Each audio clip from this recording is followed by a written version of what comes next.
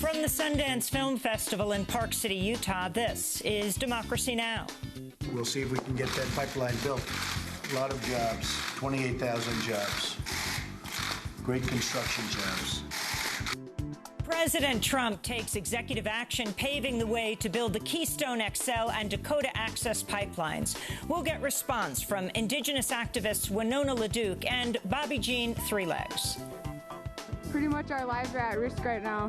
Everybody, there's already people's waters ruined around the country, and we're just trying to protect that. We want to know that seven generations ahead that our children are going to be okay, that they'll be able to have drinking water, that they will be able to live long lives. We will also speak with Greenpeace's Annie Leonard, Gasland director Josh Fox, and actress Shailene Woodley, who took part in a protest here at Sundance against one of the film festival's financial backers. Chase Bank is one of the largest sponsors of the Dakota Access Pipeline and profits off of the Dakota Access Pipeline, as well as Wells Fargo and Bank of America and all of these other larger banks. All that and more coming up.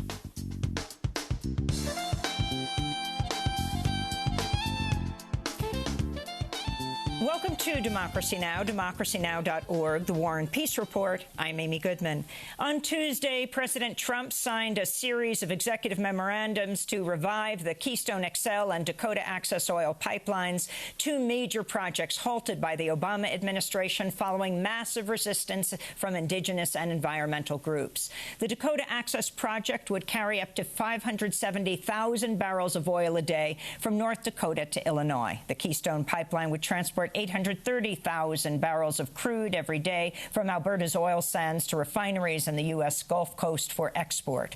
Trump's move sparked a number of emergency protests last night. Thousands rallied near Fifth Avenue, near Trump Tower in New York City, and outside the White House in Washington, D.C. There were more rallies in Seattle, Chicago, and Los Angeles. This is actress Jane Fonda speaking in New York. We're in a whole new era.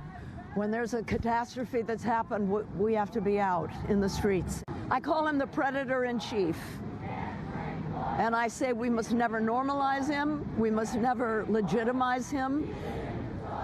He did not win the majority of American votes, and it was an election that was interfered with by Russia. And there was a lot of fake news, and he should not be legitimized. We'll have more on the Keystone and Dakota Access pipelines after headlines with Native American activist Winona LaDuke, water protector Bobby Jean Three-Legs, actress Shailene Woodley, and filmmaker Josh Fox. More than 50,000 gallons of oil have spilled from a pipeline in the western Canadian province of Saskatchewan, contaminating the land of the Ocean Man First Nation community. An official from the Ministry of the Economy says there are so many pipelines in the area, he doesn't even know which pipeline leaked. President Trump is slated to sign a slew of executive orders today and Thursday to severely restrict immigration. One order is expected to include a months-long ban prohibiting refugees from resettling in the United States, including refugees fleeing the devastating war in Syria. Another executive order is expected to stop visas from being issued to anyone traveling to the U.S. from Iraq, Iran, Libya, Somalia, Sudan, and Yemen. Trump will also take executive action to redirect federal funds towards the expansion of the already massive wall and security apparatus along the U.S.-Mexico border. Over the last decade, the U.S. has already installed 700 miles of fencing and tens of thousands of motion sensors, as well as spy towers, radar systems, predator surveillance drones, and thousands of law enforcement agents along the U.S.-Mexico border. Trump's order is expected to add 5,000 workers to the Customs and Border Protection Agency, which is already the largest federal law enforcement agency, with a force of more than 60,000 agents. Trump has named Julie Kirchner, the former head of the extreme anti-immigrant organization Federation for American Immigration Reform, known as FAIR, to be the new chief of staff at Customs and Border Protection. During the 2016 campaign, Trump repeatedly vowed Mexico would pay for the border wall, a pledge rejected by Mexico's leaders. Instead, it appears Trump is planning to redirect Department of Homeland Security aid currently going to Mexico in order to pay for the expanded wall. Another executive order Trump is expected to sign today will seek to eliminate sanctuary cities and triple funding for the Immigration and Customs Enforcement Agency, known as ICE. President Trump is also considering using executive action to reinstate the secret CIA black sites used during the George W. Bush administration. The black sites were part of a highly classified program in which suspects captured abroad were interrogated, sometimes tortured, at secret sites around the world. It was widely condemned by legal and human rights experts as well as much of the world community. President Obama ordered all the black sites to be closed at the beginning of his presidency. The Trump administration has forced the Environmental Protection Agency to freeze all grants and contracts, threatening to disrupt key operations of the agency, including the cleanup of toxic sites and routine water quality testing. Trump's administration has also imposed a media blackout on the agency, prohibiting the EPA from issuing press releases, publishing blog updates, or even posting information on social media. As the news of the EPA media blackout broke Tuesday, the Twitter account for the Badlands National Park in South Dakota, part of the U.S. National Park Service, went rogue, publishing a series of tweets about climate change, including one that read, quote, "Today, the amount of carbon dioxide in the atmosphere is higher than at any time in the last 650,000 years. Hashtag climate," unquote. The tweets were later deleted. Trump has also signed an executive order imposing a sweeping hiring freeze for all federal agencies except for military and national security. President Trump's calling for a major investigation of voter fraud as he continues to stand by his lies about the 2016 election, despite the fact his claims have been widely debunked by experts.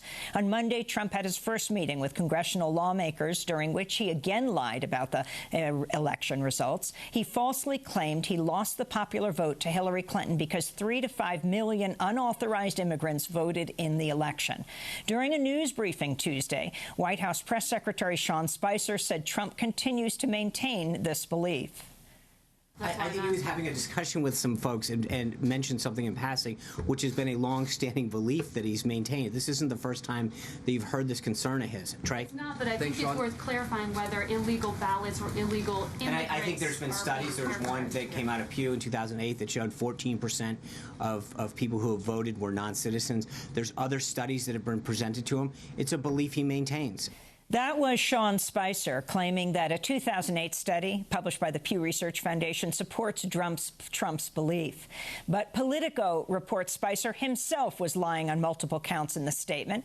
According to Politico, there's no 2008 Pew study saying any such thing. There's another study published in 2014 and since widely debunked that mistakenly claimed 14% of non-citizens said they were registered to vote in 2008 and 2010.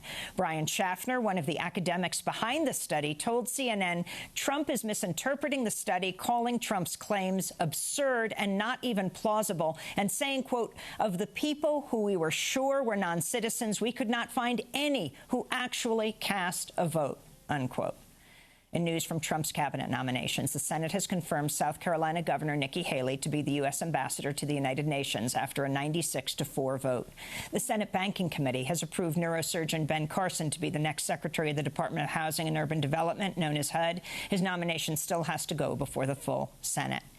Trump has tapped 2 more members of the far right-wing outlet Breitbart Media to join his administration. Breitbart's national security editor, Sebastian Gorka, is likely to join Trump's National Security Council. Immigration reporter Julia Hahn has been named special assistant to the president. Trump's chief strategist, Stephen Bannon, is the former head of Breitbart, which frequently publishes racist, sexist, anti-immigrant and xenophobic news. Trump has also tapped John Gore, a lawyer who's defended gerrymandering and extreme voter ID laws, to serve as one of the Department of Justice's top senior civil rights officials. President Trump says he'll name his pick to fill late Antonin Scalia's seat on the Supreme Court as early as next week.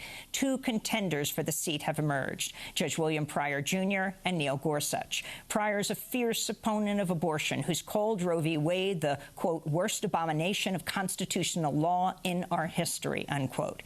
He also opposes LGBT rights and has backed an anti-sodomy law in Texas. Donald Trump is threatening federal intervention in Chicago to address shootings and gun violence. In a tweet Tuesday night that made reference to his inaugural address, Trump wrote, quote, "If Chicago doesn't fix the horrible carnage going on, 228 shootings in 2017 with 42 killings, up 24% from 2016, I'll send in the feds," unquote.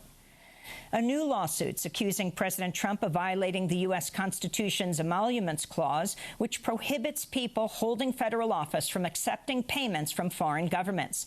The lawsuit, filed by the group Citizens for Responsibility and Ethics, or CREW, also argues Trump is violating this clause by continuing to operate his hotels and businesses. The Justice Department will defend Trump against the lawsuit, meaning taxpayers will be funding his defense. The Israeli government's approved the construction of a massive wave of new Jewish-only settlements in the Israeli-occupied West Bank and in East Jerusalem. More than 500 housing units have been approved for East Jerusalem and more than 2,500 units for the occupied West Bank. The settlements are illegal under international law.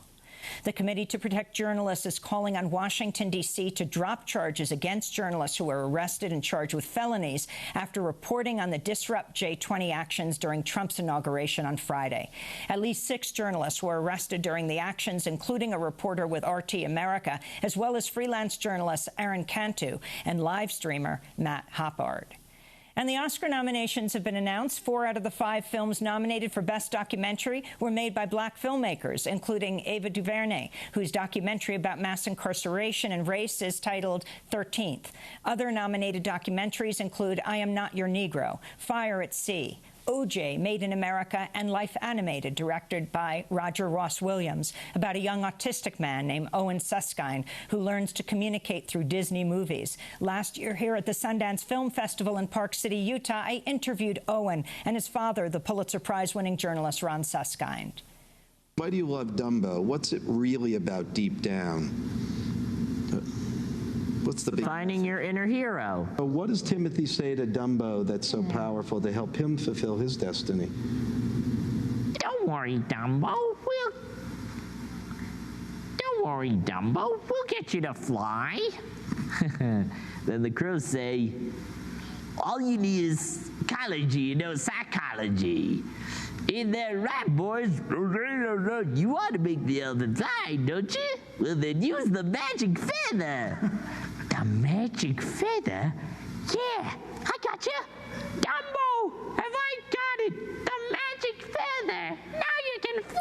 To see our full interview with Owen Susskind, his father Ron, and Life Animated director Roger Ross Williams, as well as our interview with Ava DuVernay, whose documentary 13th has been nominated for an Oscar, go to DemocracyNow.org.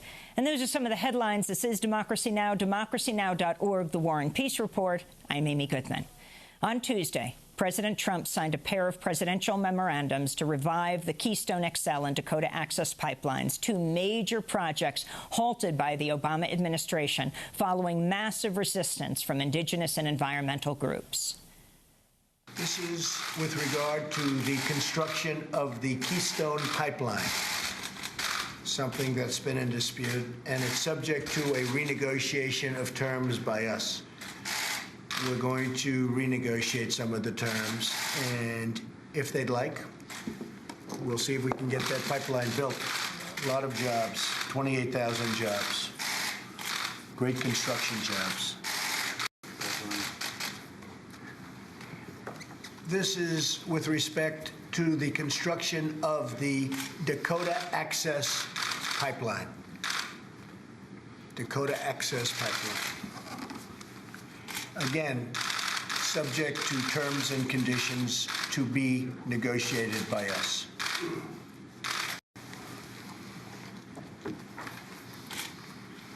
This is construction of pipelines in this country. Trump's move sparked a number of emergency protests last night in Washington, New York, Los Angeles, San Francisco, Seattle, Philadelphia, and other cities. Native American groups and their supporters have long opposed the Dakota Access Pipeline being laid a mile from the Standing Rock Sioux Reservation in North Dakota and beneath the tribe's primary source of drinking water. The Standing Rock Sioux tribe tweeted, Trump's executive order on DAPL violates the law and tribal treaties. We will be taking legal action. The tribe added, creating a second American flint does not make America great again, unquote.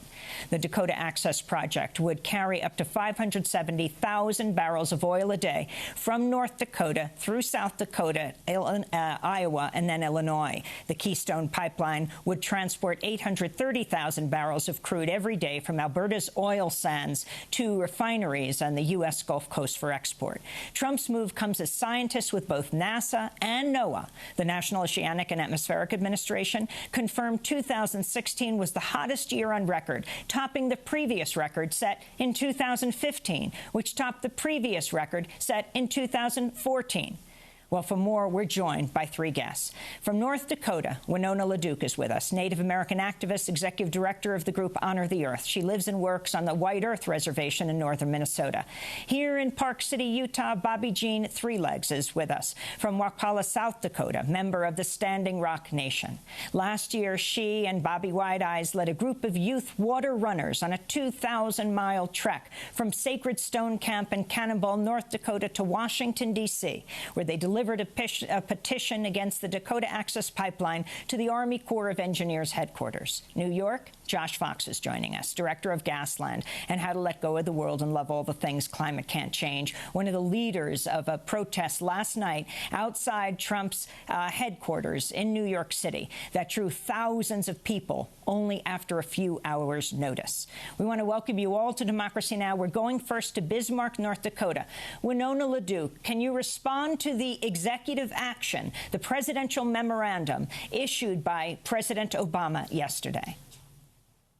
Well, to be honest, it is pretty much a declaration of war against us all out here, not just against Native people, but against anybody who wants to drink it across the board. What the guy is doing looks like that to us, the predator in chief. You know, as far as I could, review his thinking on this, aside from being insane, the fact is that, infrastructure is needed in this country. I'm totally going to agree on that. We got a D in infrastructure in this country. We got breaking pipelines all over the country.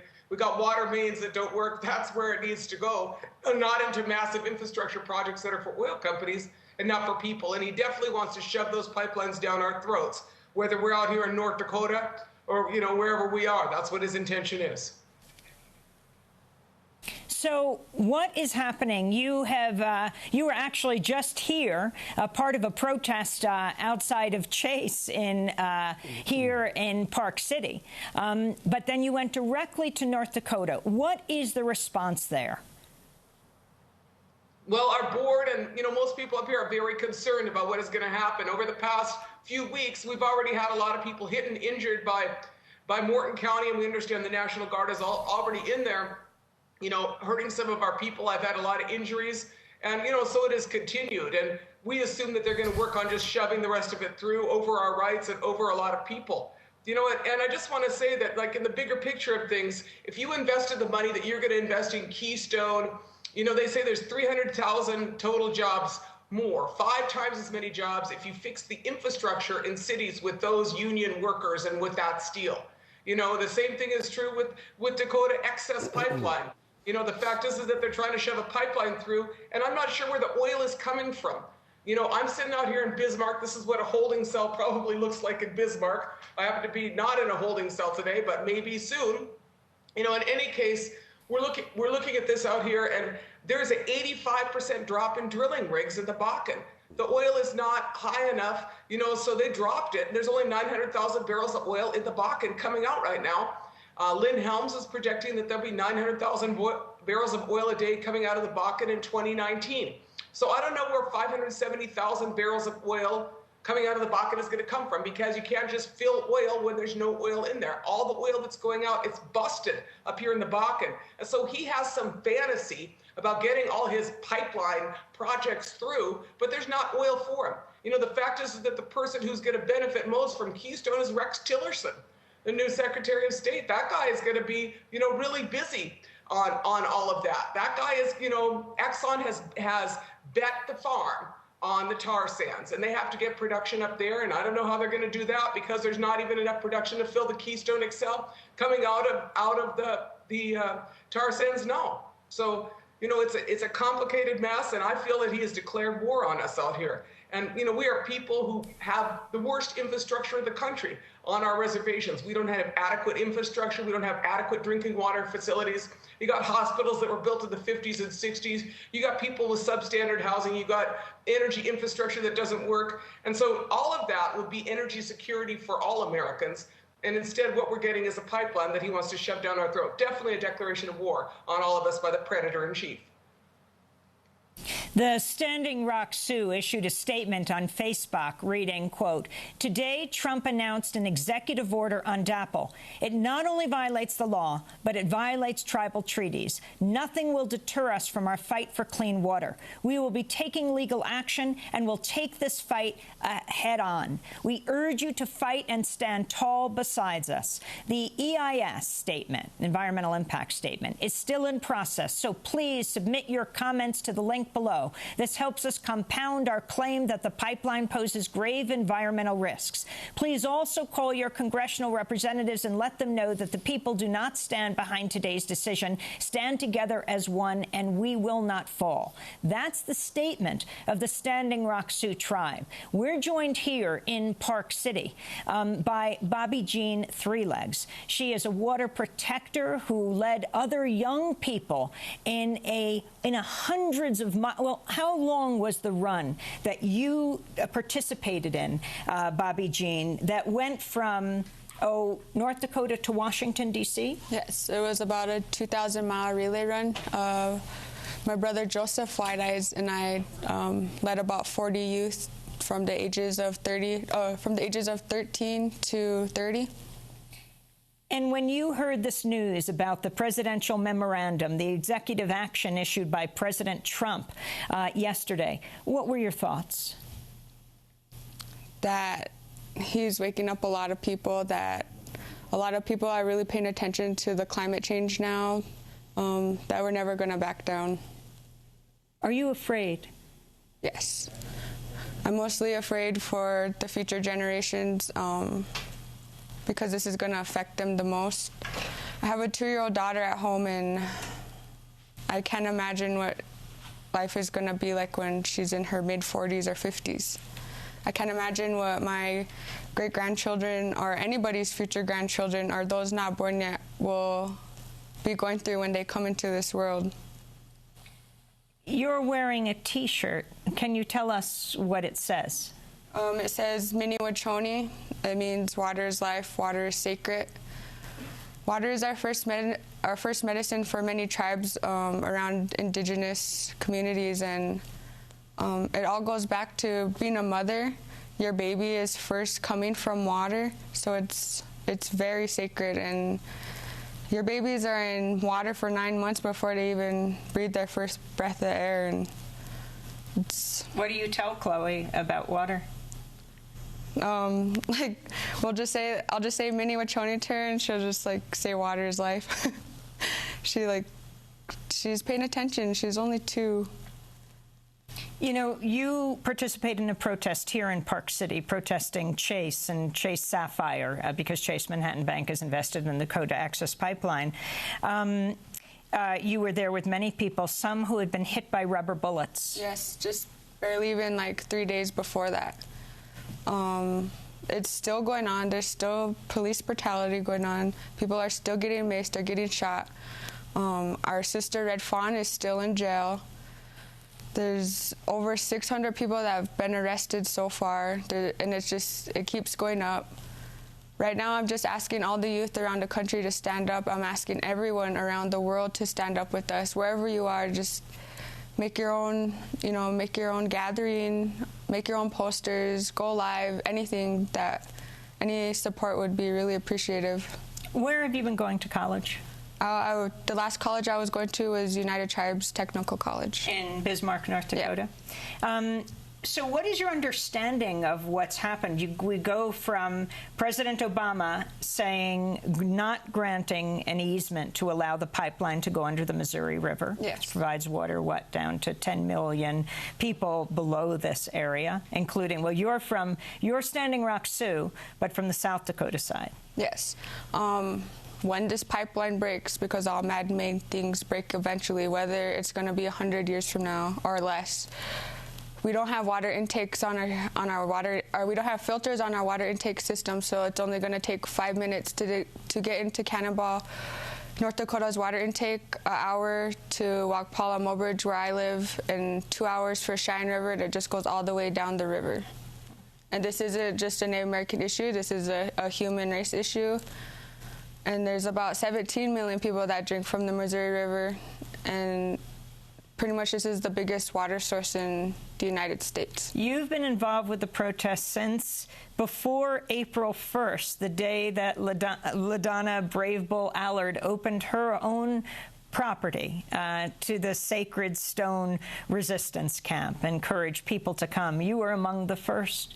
I've seen these 5 groups that were pretty much like the beginning of this movement, Joy Braun, Jonathan Edwards, Henrietta Defender, and there was a couple other ones. I think my brother Joseph was there. And when I got to see them come in and open up Sacred Stone Camp, it was my first part of being a something, and I felt like I belonged there, and I believe that everybody that's camped out there now feels the same way. And I'm so thankful for them being there, because without them, this pipeline probably would have already been built a long time ago. I want to go to Josh Fox in New York City. As we were getting this news here in Utah, you were already tweeting and putting on Facebook an action. Can you describe what happened last night in New York? Donald Trump was going to be pushing the Dakota Access Pipeline through this presidential memorandum at 11 o'clock in the morning. By 12 o'clock, there was a Facebook event up. By, I think, 2 o'clock in the afternoon, there were 2,000 people that said they were going to come. We had, we think, between 2,000 and 5,000 people last night in New York City in the freezing rain. We did a rally for about an hour at Columbus Circle, and then we marched towards Trump Tower, only to find that the entire blocks around Trump Tower in New York City, in the center of Manhattan, have been barricaded so that we couldn't get anywhere near Trump Tower. I don't know how that's legal. The march, undeterred, however, just started to go around the barricades and ended up in Times Square. It was a very, very powerful moment and a show of solidarity, and I think it shows just how much people really care about this issue, about Standing Rock, about indigenous sovereignty, about clean water. So I'm very proud of New Yorkers who came out and for such a long period of time in the freezing rain to stand up for clean water and to fight these executive actions that many believe are illegal and unenforceable and will cause lawsuits. Explain the difference between a presidential memorandum, there's a lot of confusion right now, and an executive order. Josh. Well, an executive order, as far as I'm understanding this, takes 30 days for an enforcement. It's only an executive order can repeal an executive order. You also have to say what chapter of your authority you're using an executive order. This is a presidential memorandum, which is more like a recommendation to the Army Corps of Engineers. So the Army Corps of Engineers process on the environmental impact study has already begun. And yes, there are 3 things I think that the consensus of this movement, and although of course there is a debate about what to do next, are recommending. One is definitely participate in that EIS process, which is underway. Put in public comments. Those public comments really matter. The second is obviously divest from the banks. We talked about Chase. We know about Wells Fargo and TD and other banks that are invested in Dakota Access Pipeline. And there is a call on the ground from Chase Iron Eyes and the 500 water protectors that are still at Standing Rock that if people are able-bodied and peaceful, to come out and continue that watch and to, if necessary, put bodies in front of the line. So I think what's happening with Donald Trump here is he's putting forward a kind of weak presidential action that looks strong. So it looks like he's pushing people into a corner. But the truth of the matter is there is a process of the rule of law here. And, of course, what everybody's worried about is that Donald Trump doesn't respect the rule of law. What everybody's worried about is that he's just going to give the green light to Energy Transfer Partners and say, go ahead and drill. And that's why I think a lot of people are saying we still need water protectors holding the line. And, of course, what really worries me and a lot of other people across this nation is that this is the beginning of a trend to continue to push pipelines, Keystone XL. There are a myriad of pipelines that are being proposed for across the United States. There are 300 frack gas power plants that are being proposed for across the United States, which started during the Obama administration. All of those need pipelines. So we have communities all across this nation that are up in arms right now, that are getting on the front line, that are saying, no, we're not going to do this. And this action from Donald Trump, I think, has really spurred people towards action, and that's one of the things that I'm very grateful grateful for. I think this movement is unbelievable. I've never seen anything quite like thousands of people organizing so quickly. Trump's presidential memos on the Keystone XL pipeline and the Dakota Access Pipeline come as police violence continues at Standing Rock in North Dakota. This is Diné water protector Marcus Mitchell of the Navajo Nation describing how he was shot in the eye by a beanbag round by police on Backwater Bridge last week. He's testifying to a panel of the United Nations Working Group on Human Rights about the shooting. After about 5 minutes on the bridge, my hands were raised in the air and I was saying, I'm an American citizen practicing my First Amendment right to freedom of speech. I am unarmed and I am in peaceful protest. I was then shot in the leg. I looked down and as I looked up, a beanbag hit a shield that the person in front of me was holding. And then another round came at my face and hit my eye directly. I then turned around to run and was immediately shot in the back of the head. At this point, I became disoriented. In the chaos, another water protector pushed me to the ground to protect. That was Diné water protector Marcus Mitchell, who's still not regained sight in his left eye after being shot by a police beanbag round last week. As we wrap up, I want to go to Winona, but first to Bobby. Bobby, you're a young person who you've been joining with thousands of water protectors in North Dakota. Your thoughts right now? I'm afraid that someone's going to get really hurt. I'm afraid that they're out to kill. I believe that they have no hesitation in doing that, and I just need everybody around the world to stand up with us right now. I do not want anyone to get killed. And Winona LaDuke in North Dakota right now, where you have traveled to in the midst of the presidential memo that was just given out. Your final thoughts. This is a test of civil society. You want a country entirely run by corporations and Trump, or do you want something that's going to benefit the people? It's really time for a movement of movements in this country. This is our moment to stand up and to protect everything that we value, because if we do not, things are not going to go well for us. So I just encourage people, find your courage, stand up, be strong, and let us vanquish evil back to where it came from. Winona LaDuke, we want to thank you for being with us. Native American activist, executive director of Honor the Earth, lives and works on the White Earth Reservation in northern Minnesota, but speaking to us from Bismarck, North Dakota, where she has gone back and forth for so many months during the resistance to the Dakota Access Pipeline. Here in Park City, Utah, Bobby Jean Three Legs from South Dakota, from Standing Rock Sioux tribe as well. Last year, she and Bobby White Eyes led a group of youth water runners on a 2,000-mile trek from Sacred Stone Camp in Cannonball, North Dakota to Washington, D.C., where they delivered a petition against the Dakota Access Pipeline to the Army Corps of Engineers. And in New York, Josh Fox, director of Gasland and How to Let Go of the World and Love All the Things Climate Can't Change. When we come back, we'll get comment from Shailene Woodley. She herself faces trial for protest of the Dakota Access Pipeline in North Dakota in a few weeks. She just left Park City, and we'll talk about her response to the presidential memorandum. And then we'll talk to Annie Leonard about pipeline politics in this country and around the world. She's the head of Greenpeace. Stay with us.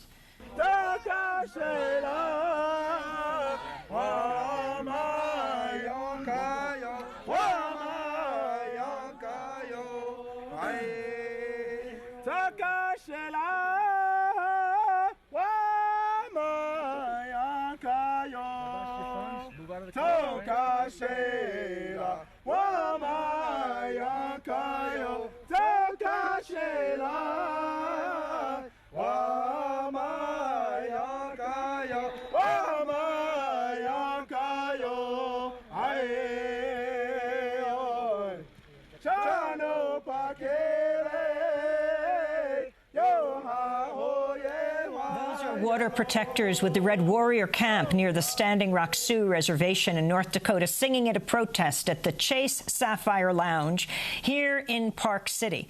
Chase Manhattan Bank is one of the Sundance Film Festival's leading sponsors. Monday's protest targeted the bank's investment in the Dakota Access Pipeline. This is Democracy Now!, democracynow.org, The War and Peace Report. I'm Amy Goodman. We're broadcasting from Park City, Utah. Last night here at the Sundance Film Festival, I interviewed actor and activist Shailene Woodley, who participated in that protest Monday against the festival's sponsor, Chase Bank, over its support of the Dakota Access Pipeline. Shailene Woodley is known for her role in the Divergent series. She most recently starred in the film Snowden about the NSA whistleblower Edward Snowden. She was in Fault in the Stars as well. Shailene was arrested in October for protesting the Dakota Access Pipeline. I asked her for her response to Trump's presidential memos. You know, you sort of have in the back of your mind a little hope that maybe it wouldn't happen, but I can't say that we were shocked. You know, I think moving forward into this administration, a lot of people on the ground in North Dakota in some ways expected this, which is why people haven't left the camp. When the Army Corps of Engineers back in December announced that they were going to deny the easement, and they did deny the easement, many people, hundreds of people, actually at that time thousands of people, decided to stay. And now there are still a few hundred people on the ground in North Dakota, and I think their perseverance throughout the weather, throughout the sub-0 degree temperatures, proves that they didn't quite believe that this new administration wouldn't do what President Trump decided to install today. I mean, just yesterday, you were here in Park City, Utah, with many water protectors as people sat in front of Chase Sapphire Lounge protesting Chase Manhattan Bank's investment in the Dakota Access Pipeline. But today you hear the President of the United States is pushing forward. So what does this mean? You were here yesterday with the tribal chair, Dave Archibald, and he's talking about closing the camps. That's what the tribal council has voted. But what does this new order mean? I can't speak for the tribe. I also can't speak for those that are at camp, but I can speak from my own perspective, which is it doesn't actually matter what the President of the United States decides to do. It doesn't matter what his administration decides to move forward with if there is no money invested in this pipeline.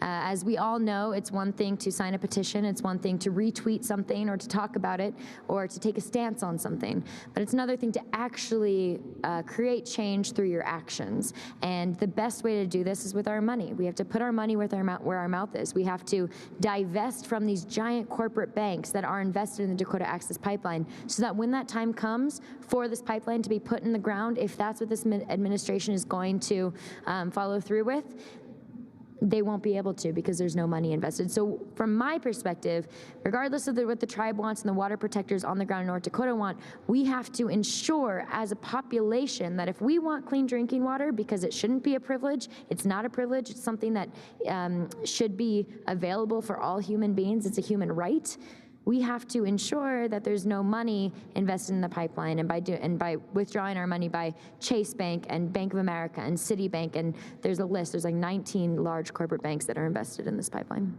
What was the significance of protesting here in Park City? What is the Chase Sapphire Lounge? So we're at Sundance Film Festival right now. For Sundance in itself is a ceremony amongst Lakota, Dakota, and Nakota people, which the Sioux tribe of Standing Rock Reservation are a part of.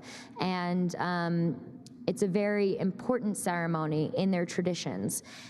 Sundance Film Festival, since the origins of its creation, has been a huge supporter of Indigenous communities. And yet one of the largest sponsors of this film festival is Chase Bank, which is investing in the Dakota Access Pipeline, which directly affects the Indigenous communities in America. I think we're beyond the point of, and I keep saying this, but we're beyond the point of looking at the facade. We have to look at what's behind the scenes. We have to think outside of the box. And so even though perhaps the people of the Sundance Film Festival didn't think about how Chase was actually detrimental to Indigenous communities through its actions and decisions, It is. And so we as a population, as a film festival, as different corporations that do stand with Indigenous people, have to start thinking about the corporations that don't stand with them and take a firm stance and say, and draw the line and say that, you know, we have to again put our money where our mouth is. Just tonight in New York City, this is hours after Donald Trump signed off on these orders, thousands of people came out near Trump Tower to protest the pipeline.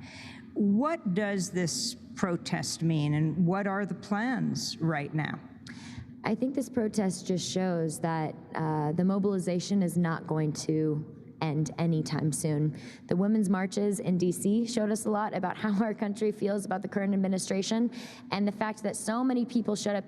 It doesn't matter if you're a conservative, it doesn't matter if you're progressive, it doesn't matter if you're a liberal or a Republican or a Democrat.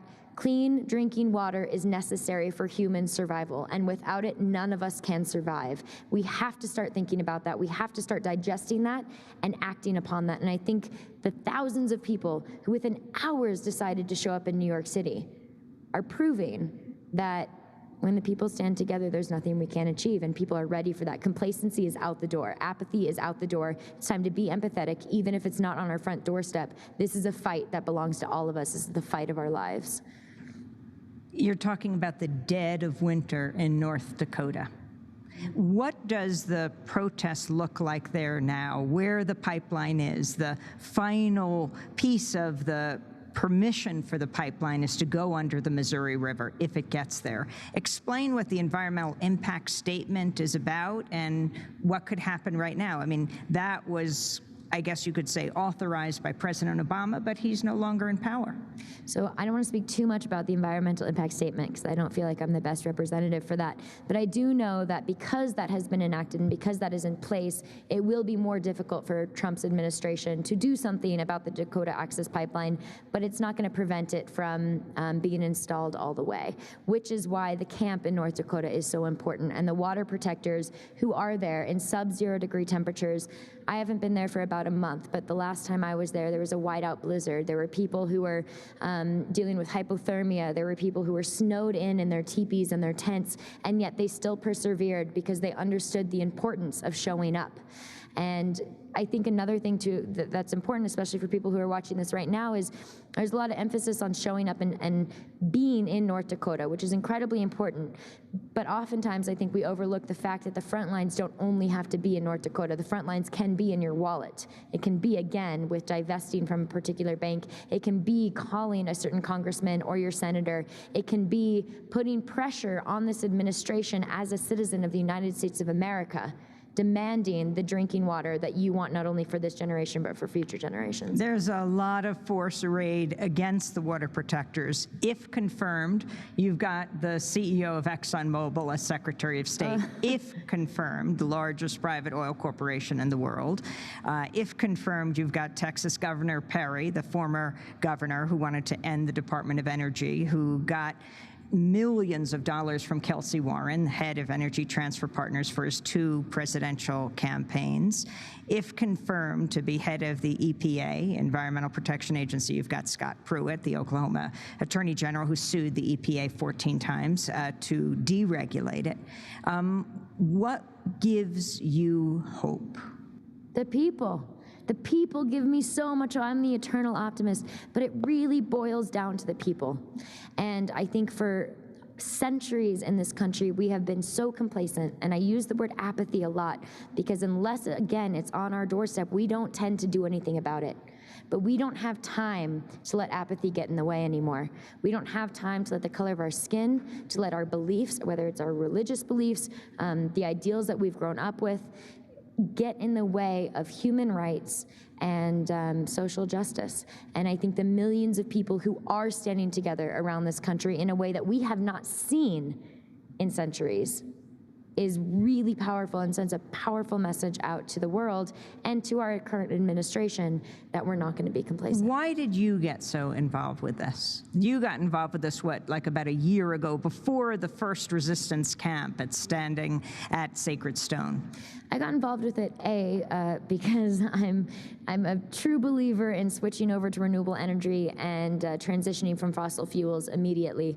But I also got involved with this particular pipeline over other pipelines because of the direct effect on indigenous communities in our country. Since the time of colonization, we have not only ignored, but been very ignorant to the history that we all are taught. We are taught a Western narrative of what happened when this land was colonized. We don't know the truth. I don't even know the whole truth still, and I've spent a year in the trenches with indigenous people.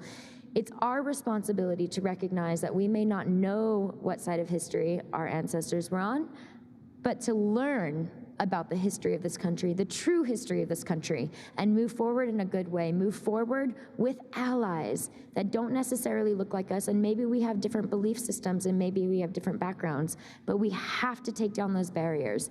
And that's why I initially was encouraged by the Dakota Access Pipeline movement, not only because of the indigenous communities, but because it was led by indigenous youth.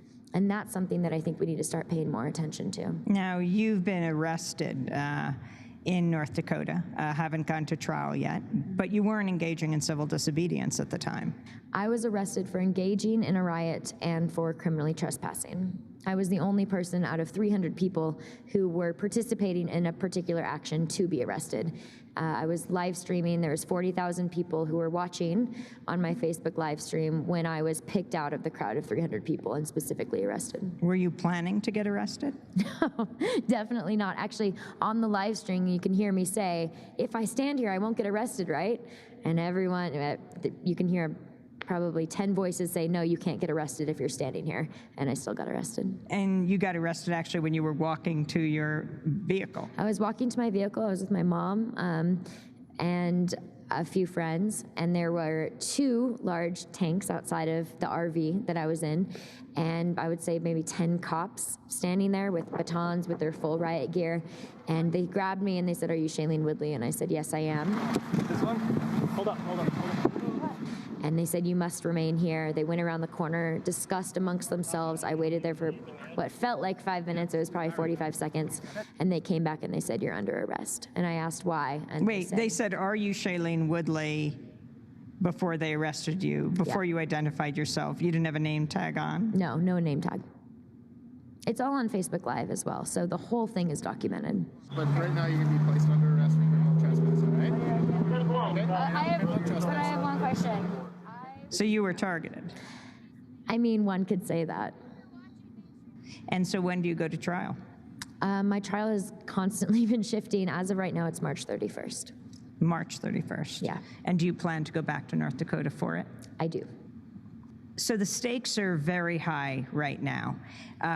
Some of the water protectors that came to Park City yesterday that were protesting Chase Manhattan Bank and are also featured in a new film here at Sundance called Rise about indigenous resistance in this country had rubber bullet marks just in the last weeks. This wasn't from a while ago. So people are continually getting arrested in North Dakota right now, even when the pipeline didn't have the easement for under the Missouri River. People, young people, are really afraid also, afraid of getting hurt, what this could mean. Yeah, I think there's a huge misconception actually in this country that the fight against the Dakota Access Pipeline has been over. The minute that the Army Corps of Engineers decided to deny the easement, I think by population and by popular opinion, people decided that they didn't need to pay attention anymore. And what we started to see at the end of this movement, which was frustrating but also beautiful, was that people started to catch on, and it sort of became a trend. It became a trend to say, I stand with Standing Rock. It became cool to say, I fight against the Dakota Access Pipeline. It became something that was hip to talk about or to retweet. And that's wonderful because it garnered more attention. But what we're seeing now is this fight is far from over. This fight has always been far from over. We knew that there was a huge opportunity with President Trump's administration to come in and change what President Obama decided to do.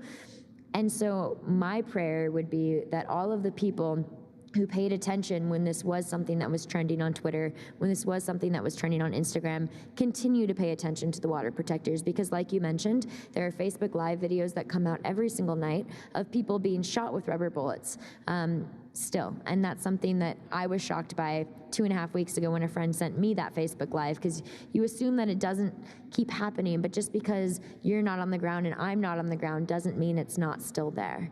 And we must stay aware of these situations. And President Trump saying this means jobs, even pushing for the pipelines to be made in the United States. Thank you for bringing that up. That is, it's something that blows my mind, because perhaps it will create, let's say, a couple thousand jobs or 1 million jobs in America. They're temporary jobs. If we're talking about real job creation in this country, we have to start looking at renewable energy. It's the only way. That is permanent job. And not only that, you're creating infrastructure that keeps, that guarantees energetic independence within our country. We know that Energy Transfers Partnerships and the Keystone XL pipeline, we know that lots of that oil is being exported. So when their argument is that we're creating jobs and we're also creating energetic independency, that's not true. It's a flat-out lie.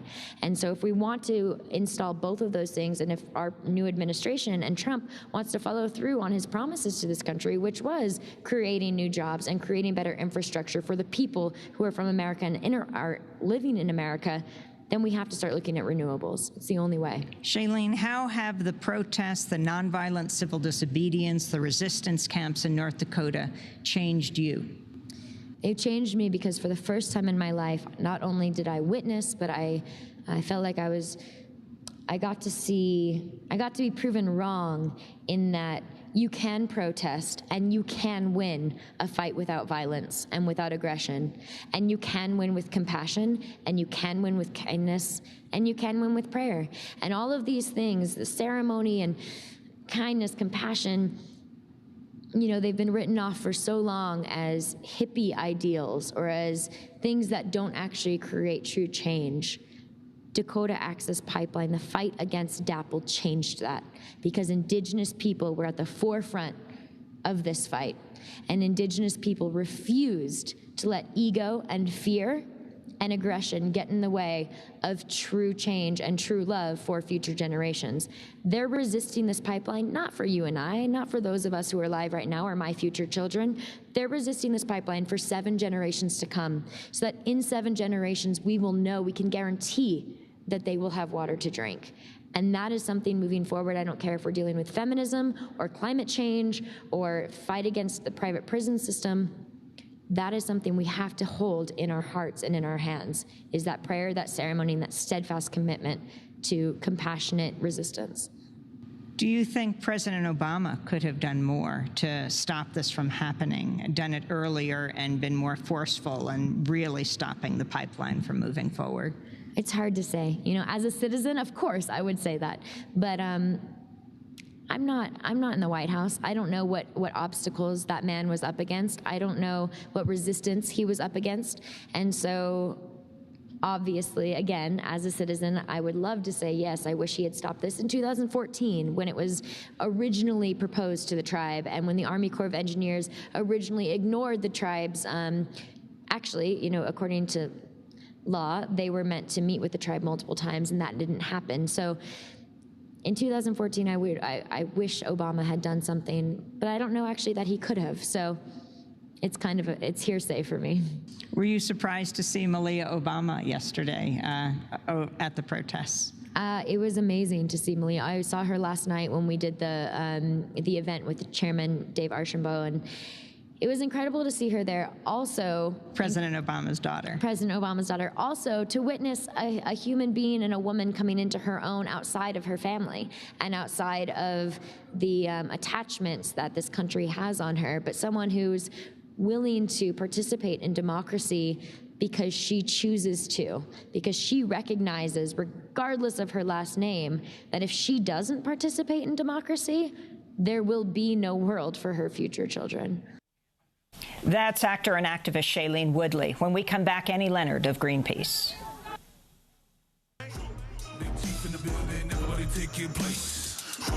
Remove your feelings if you wanna ride with me. You about to go to war right now, no petty ass beef. When it all go down, who's gonna ride with me? When it all go down, who's gonna ride with me? When it all go down, who's gonna ride with me? When it all go down, who's gonna ride with me? When it all go down, who's gonna ride with me? Blessed is the man with sons who walk beside him. There's not enough leaders out there we should be riding. They left our people broken, but homie, don't play the possum. Indigenous rapper Drezu's Warpath. This is Democracy Now!, democracynow.org, The War and Peace Report. I'm Amy Goodman. In addition to issuing presidential memos to revive the Keystone XL and Dakota Access oil pipelines, President Trump and his team have taken several other actions that have alarmed environmentalists. All references to climate change have been removed from the White House website. Reuters is reporting the Environmental Protection Agency has also been ordered to remove its climate change page, which contains links to scientific global warming research as well as detailed data on emissions. The EPA has also been prohibited from issuing press releases, publishing blog updates, or even posting information on social media. In addition, the Centers for Disease Control and Prevention has abruptly canceled a major conference on climate change and public health. Joining us now from Berkeley, California, is Annie Leonard, Executive Director of Greenpeace USA. Annie, as we wrap up this show, can you talk about the executive actions on Dakota Access Pipeline, Keystone XL, and all of what we're seeing right now in the new Trump administration? Absolutely. You know, I'm actually very worried. I've been an environmental activist for about a quarter of a century, and there have been many uphill battles. But in the past, we were operating within a framework where there was some respect for democracy, some respect for science, a stronger grasp on reality than President Trump is indicating. His actions yesterday, both on the pipelines as well as trying to muzzle the Environmental Protection Agency, demonstrate a complete disregard for indigenous treaty rights, a complete disregard for environmental laws that executive orders and memorandum don't change. Those pipelines still have to go through NEPA, through the Clean Water Act. A complete disregard for democracy. Millions and millions of people have voiced opposition to these pipelines. But perhaps most troubling is a complete disconnect from reality. The vast majority of the world's scientists say that 80% of remaining oils needs to stay underground. The last thing we should be doing is investing in more pipeline. It's terrifying that he thinks this is an appropriate direction to move our country in. And the argument he makes that this means more jobs? Well, this is one of the few things I do agree with President Trump on, is that we need more jobs, but we need sustainable, healthy, and safe jobs. And the real way to get long-term meaningful jobs is through the transition to clean energy, whether it's retrofitting buildings to be more energy efficient, whether it's building actual infrastructure for clean energy. There is an almost infinite number of healthy, sustainable, good jobs available, and that's where we need to be investing for this much-needed jobs delivery. You said in your statement, the Greenpeace statement, a powerful alliance of indigenous communities, ranchers, farmers, climate activists stopped the Keystone and Dakota pipelines the first time around. Protests have broken out all over the country right now around resumption of this. What do you feel the protest movement needs to do, and what does President Trump need to actually push these pipelines through? You know, I'm not sure there's anything that President Trump could do to actually push these pipelines through, because in addition to actual laws and environmental impact statements, there's all of us. There are people. The word that I'm hearing more than any other these days is resistance. Actually, the second one would be unity. All across the country, indigenous groups, climate groups, farmers groups, labor groups, all these different people are coming together and saying, we will resist. We are not going to go away quietly. We're actually not going to go away. We're going to fight with everything we have, because what's at stake really is everything that we love. It's our democracy. It's water. It's our multicultural communities. We're not giving up. We're not going away. We're going to resist. Finally, it seems very likely that Rex Tillerson, CEO of ExxonMobil, will be the next Secretary of State, already approved by the committee, now the full Senate vote. Your response? You know, for a long time, we have fought against and been very concerned about the influence of fossil fuel money in our democracy. This appointment is just stunning in terms of an absolute, complete merger with our government and the biggest fossil fuel industries in the country. It just shows that the onus on making sure that things are handled appropriately is now on the people. More than ever before, we need to be awake, we need to be alert, and we need to be involved. Annie Leonard, I want to thank you very much for being with us, Executive Director of Greenpeace USA, and that does it for our broadcast. Democracy Now! Is produced by Mike Burke, Nermeen Sheikh, Carla Wills, Laura Gottesdiener, Dina Guzder, Sam Alcoff, Robbie Karen, Honey Massoud, Sharina Nadura, Andre Lewis, Mike DeFilippo, Paul Huckabee, our engineer. Special thanks to John Hamilton, Dennis Moynihan, Nicole Salazar, Renee Feltz, Becca Staley, Julie Crosby, Hugh Grant, and to the whole team here at Park City Television. I'm Amy Goodman from Park City, Utah.